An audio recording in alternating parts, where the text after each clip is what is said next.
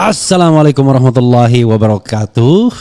Sobat RH sekalian, jumpa lagi kita di channel yang keren ini.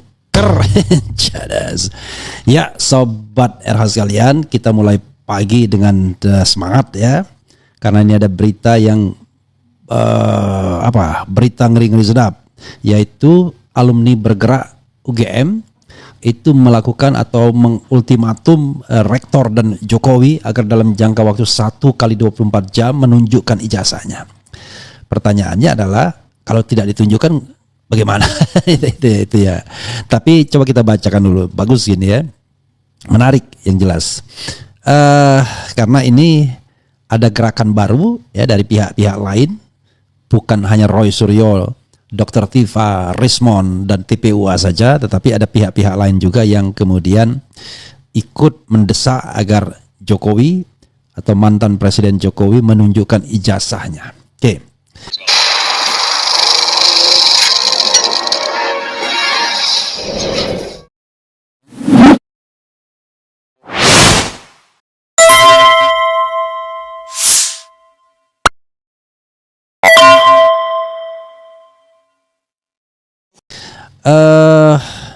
Kita bacakan ya dari fajar.co.id.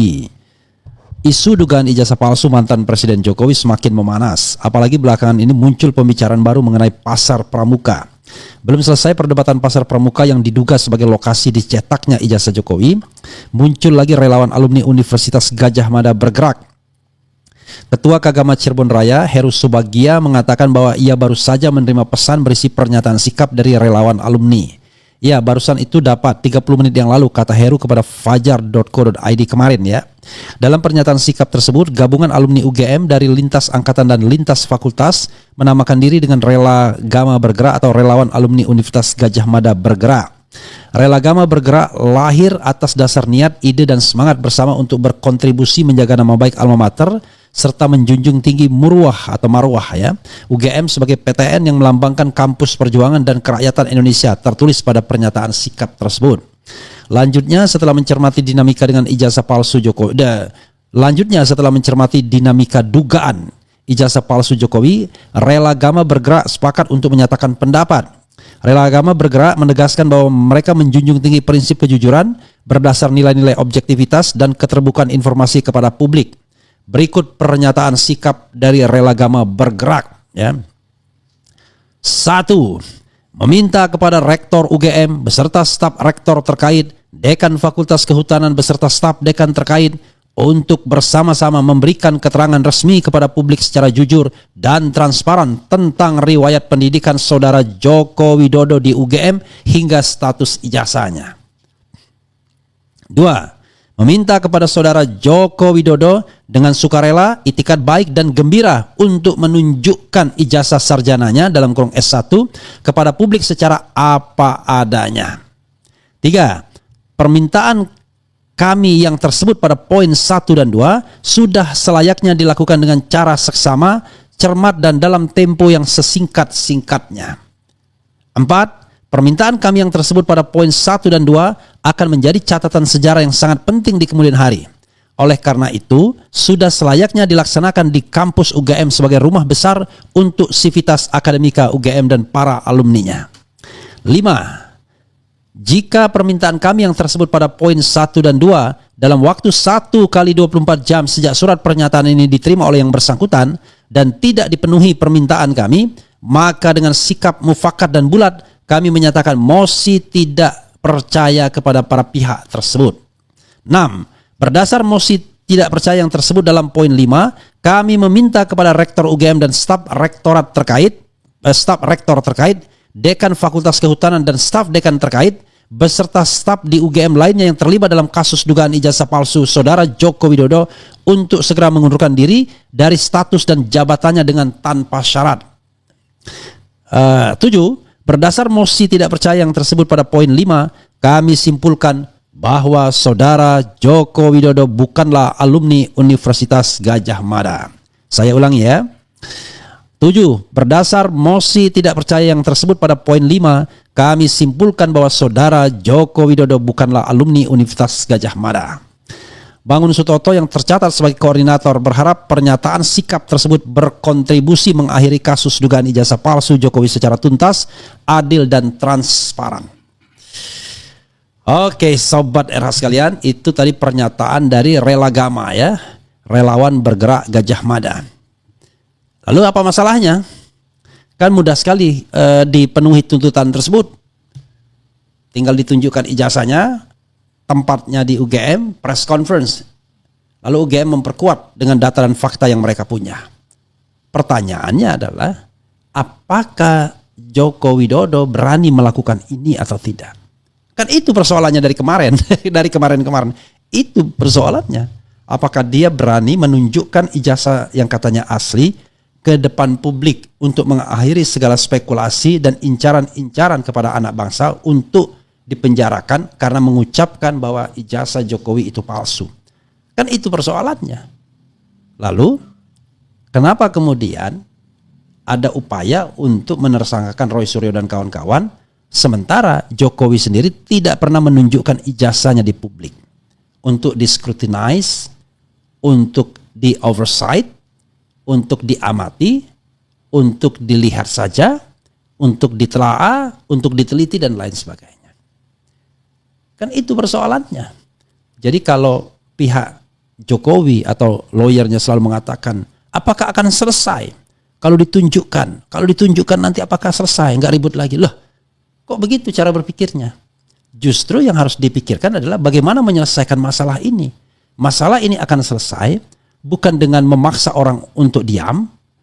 Nggak bisa begitu. Atau mengincar orang agar ditersangkakan atau diancam untuk ditersangkakan. Tidak akan selesai. Masalah ini akan selesai kalau Jokowi yang merasa memiliki ijazah asli tersebut menggelar press conference atau konferensi pers menunjukkan, ini loh ijazah asli saya. Nih, yang saya peroleh pada tanggal 4 September 1985. Ini yang kalian anggap fotonya tidak kena stempel. Ini yang kalian ragukan susunan huruf dan lain sebagainya. Ini skripsi saya yang kalian masalahkan lembar pengesahannya. Kan begitu harusnya. Selesai, case close. Jadi apa yang membuat kemudian Jokowi tidak mau menunjukkan ijazahnya? Bahkan Bareskrim Mabespori, Dittipidum, Direktur Tindak Pidana Umum itu tidak mau menunjukkan. Yang ditunjukkan fotokopinya.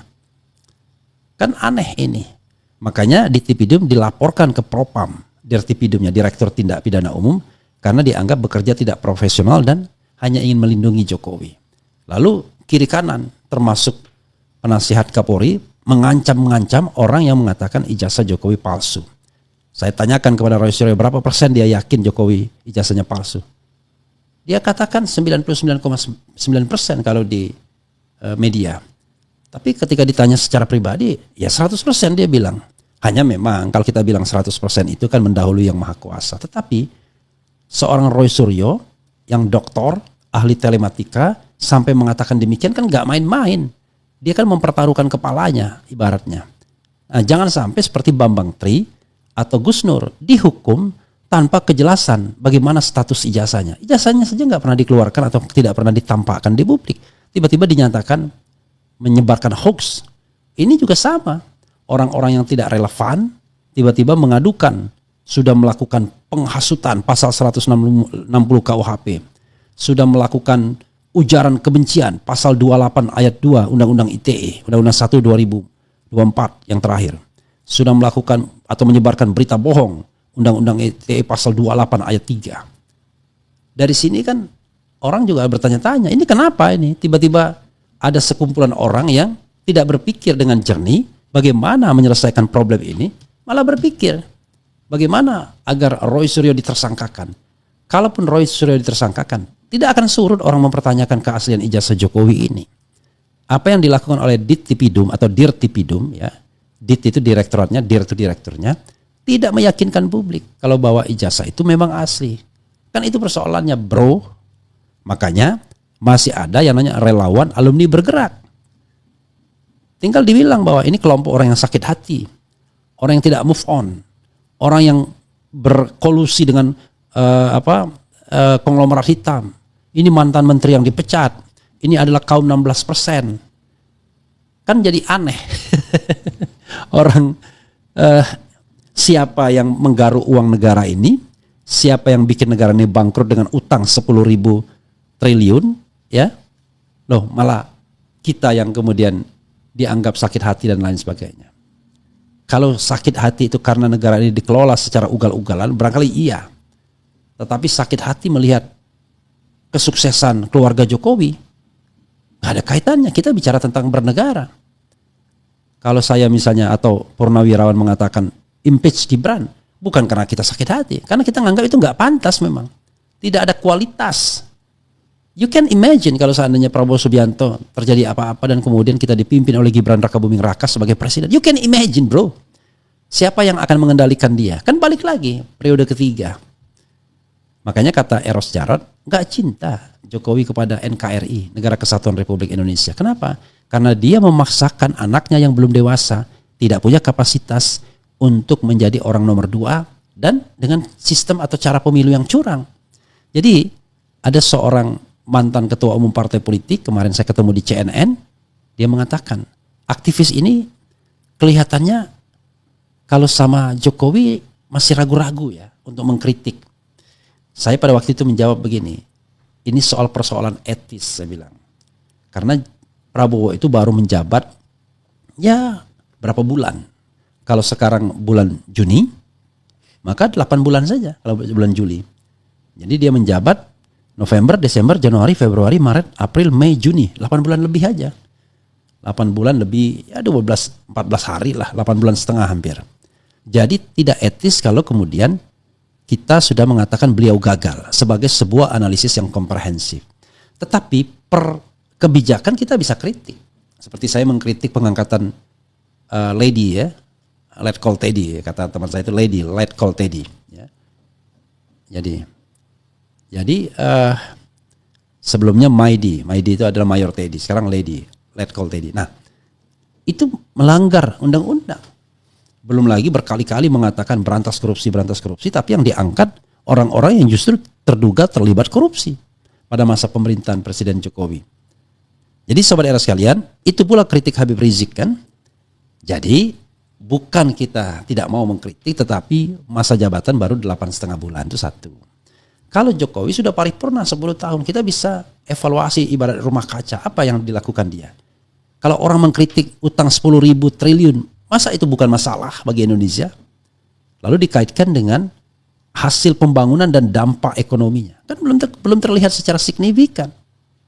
Begitu saudara sekalian. Jadi nggak ada kaitannya dengan sakit hati. Oh, karena kamu tidak dapat jabatan. Saya tolak jabatan kalau dikasih pun.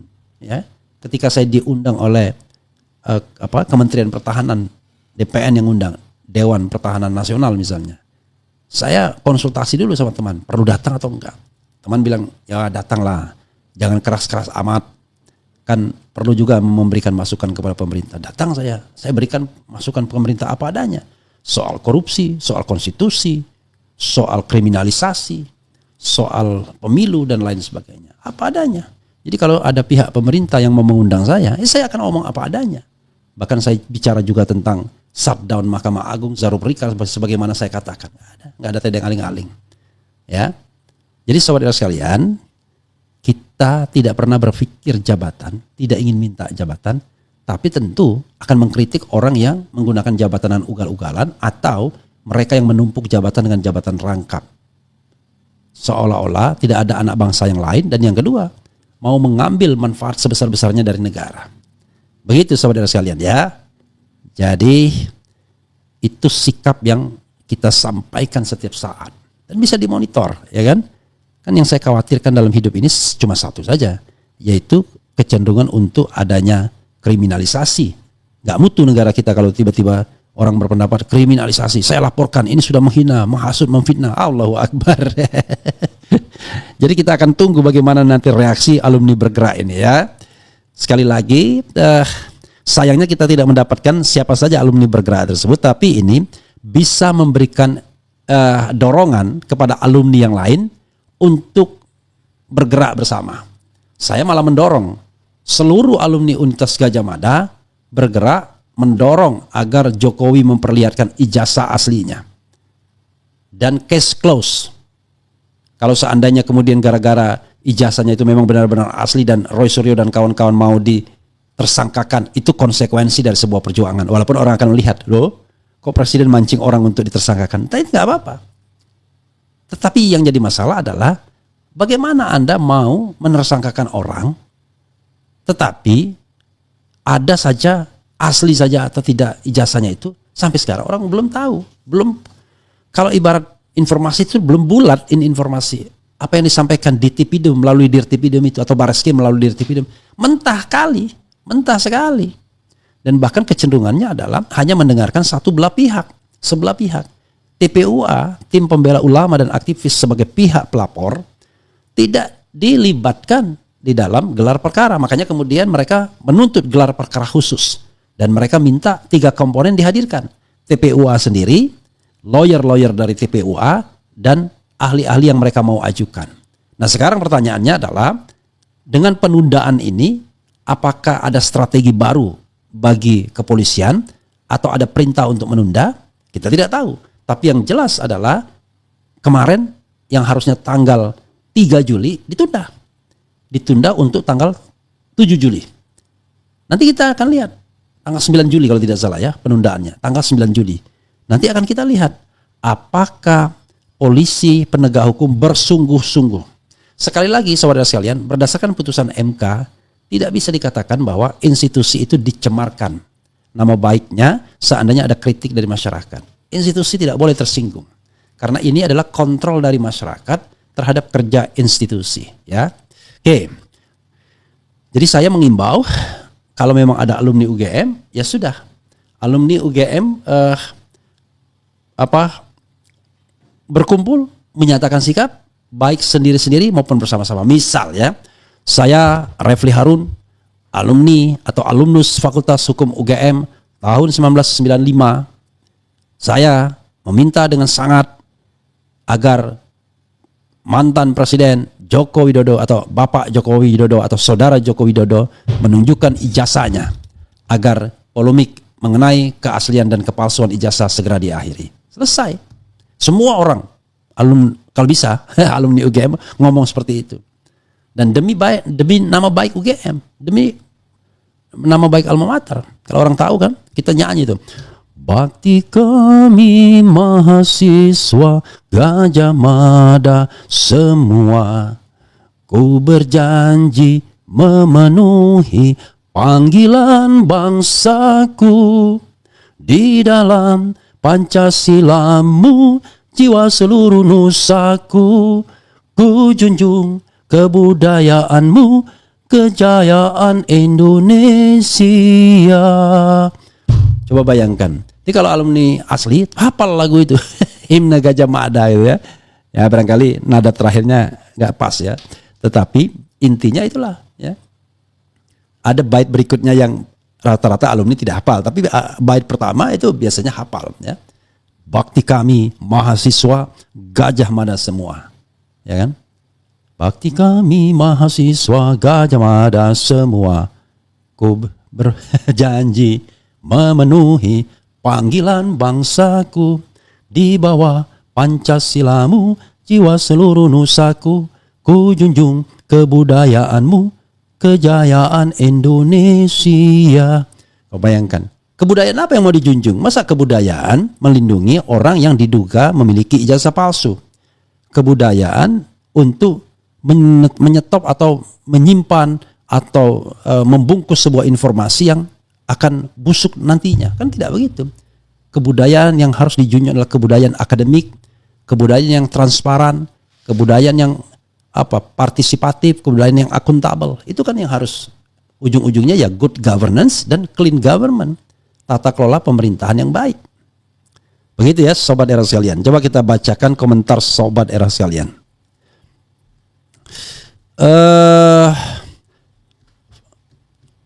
For the first time saya akan bacakan semua karena ini masih bisa dibacakan semua, dan saya mohon maaf ya, saya akan membacakan apa adanya tetapi saya tidak akan mengomentari. Saya yakin dan berperan Mr. Pratikno juga bermain dalam kasus ijazah palsu ini. Yakub mana? Mereka yang bela Jokowi mati-matian adalah orang sakit jiwa. Bang Rismon Hasiholan Sianipar is the best.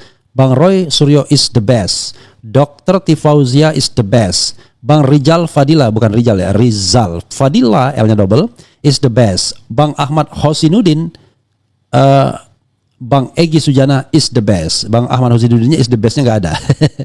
Kemudian penegakan hukum yang sudah penjarakan Gus Nur dan Bambang Tri harus bertanggung jawab. Belum pernah sampai saat ini ijazah N belum jelas ditunjukkan. N penegakan hukum sudah perjarakan yang belum jelas. Hidup Bang Janas Bon, apa ini? Kantor pusat PKI Oslo tutup, lagi libur keluar kota. Info dari Rewang.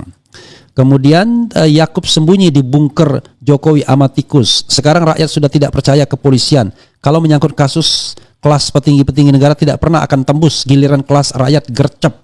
UGM rendahan. Kami Gen Z juga mengultimatum UGM dan Jokowi supaya menunjukkan ijazahnya sebagai bentuk transparansi dan bukti integritas seorang pemimpin. Selain alumni, sertakan juga mantan rektor UGM tuh ikut serta menuntut UGM sekarang. Ijazahnya asli UGM, tapi fotonya bukan Jokowi alias memakai ijazah orang lain. Jokowi itu siapa? Nggak punya ijazah, rakyat dihipnotis. Profesor Paiman itu bersumpah demi Allah tidak ikut mencetak ijazah, dia orang baik-baik katanya. Bang Refli itu si plester bisa-bisanya menghina purnawirawan di Kompas TV. Bang Refli itu si plester, oke sama ya. Kemudian itulah tidak masuk akalnya hukum di negeri ini. Pokok masalah tidak ditunjukkan kok malah justru mengincar pihak yang meragukan keaslian ijazah dengan ancaman pasal pidana. UGM takut Jokowi. Sakit hati dan benci itu justru baik untuk tindak kejahatan terutama dilakukan oleh pejabat. Kemudian Bang Refli, oke. Kemudian sebagai alumni UGM Anda kok nggak berani memastikan itu Jokowi alumni palsu. Ku bilang juga apa, Roy itu Sultan Kanjeng Raden Mas Tumenggung, Roy Suryo, Hadiningrat, Ngayok Yokarto. Kemudian diberi mandat kekuasaan sama rakyat, makan uang rakyat tapi mengkhianati dan merugikan tanah air milik rakyat. Orang seperti apa itu? Rekor hutang 10.000 triliun sampai pasir laut pun dijual ke negara lain. Kemudian mestinya Maki, ICW bahkan KPK menerbitkan sertifikat Presiden terkorup Indonesia berdasarkan rilis OCC RRP. Kantor Politbiro ada di Oslo. Kemudian Bang Refli, oke itu sama lagi ya. Rakyat siap-siap menanggung hutang negara akibat ulah Mulyono. Bang RH, ayo rame-rame Gen Muda NKRI ikuti modus Mulyono. Membeli ijazah palsu di Jalan Pramuka, Jakarta karena kagak perlu kuliah dan bayar SPP dan mudah banget. Nggak ada yang live pembacaan tuntutan Pak Tom Lembong. Oh gitu ya, nanti kita coba ya. Dengan banyaknya bukti-bukti yang disampaikan UGM dan Bareskrim, kewajiban alumni dan mahasiswa untuk membersihkan nama UGM dari pejabat-pejabat UGM yang bobrok moralnya. Roy Panci CS bakal segera memakai baju Shopee, alhamdulillah. Ya, ini saya bacakan dulu ya, bacaannya aja. Pak Refli Harun itu tokoh yang memiliki idealisme karena tidak tergoda dengan tawaran jabatan. Insya Allah ya, jangan terlalu memuji juga. Malah saya khawatir nanti. Kemudian masalah ijazah palsu sama dengan masalah Israel, keras kepala, hutang negara naik melejit terus. Jangan, oke apa lagi ya? Jangan hanya menunjukkan ijazah tapi harus bersedia juga diperiksa di lab manapun secara transparan supaya benar-benar valid. Bang Refli, oke. Selamatkan marwah UGM demi kemajuan pendidikan Indonesia ke depan. Bersihkan UGM dari air comberan ketidaktransparan. Kemudian demi nusa dan bangsa perlu ada tekanan keras terhadap UGM, DPR, DPD, MPR, dan MK untuk buka ijazah. Jokowi dan adili juga makzulkan Gibran as soon as possible. Begundal-begundal onta memang lucu-lucu. Sampai sekarang memang fakta kalau Prabowo cuma omdo, omon-omon. Gak tahu ke depannya nanti berubah apa tambah parah. Bang Rep, oke. Kalau yang sudah saya tidak bacakan lagi ya. Diam, termul diktatit. Yang ditanya Jokowi yang jawab buzzer. Sebagian besar rakyat Indonesia sudah mengerti bahwa ijazah yang dipermasalahkan memang palsu. Termul, hayo, kumpul. Begundal PKI masih berkeliaran. Bang Refli, oke, banyak sekali ini. Siapkan bambu runcing untuk mengantar termul ke liang. Oke, nggak boleh ini ya. Apakah Badan Intelijen bisa sadap perangkat rektor? Mungkinkah ada tekanan dari pihak yang tersangkut? Jokowi ketika meninggalkan Bareskrim, masalah ijazahnya dilipat. Masa ijazahnya dilipat? Kemudian ya sudah ya, karena sudah terlalu banyak. Siapapun dengan debat dengan Roy pasti kesalahan. Bang RH, walaupun kita beda opinion, kita tetap kawan. Bang RH, iyalah ya. Jadi kita berbeda pendapat, boleh. Masa nggak boleh berbeda pendapat? Boleh. Saya juga sering mengkritik itu teman saya kritik. Yang namanya saya mengkritik mengkritik MK itu berkali-kali. Padahal yang namanya Saldi Isra itu teman akrab saya. Sebelum menjadi hakim konstitusi, saya itu setidur semakan sama dia. Kalau saya ke Padang pasti saya ke rumah dia. Tapi begitu dia menjadi hakim konstitusi, kami sudah berjarak. Dan itu sudah berlangsung selama sejak 2017. Berarti sudah 8 tahun. Ya apa boleh buat. Karena dia sedang melakukan atau menjalankan tugasnya. Kalaupun misalnya ada ucapan, ya paling lebaran doang. WA ucapan selamat lebaran. Itu pun paling cuma Idul Fitri doang. Ya kan?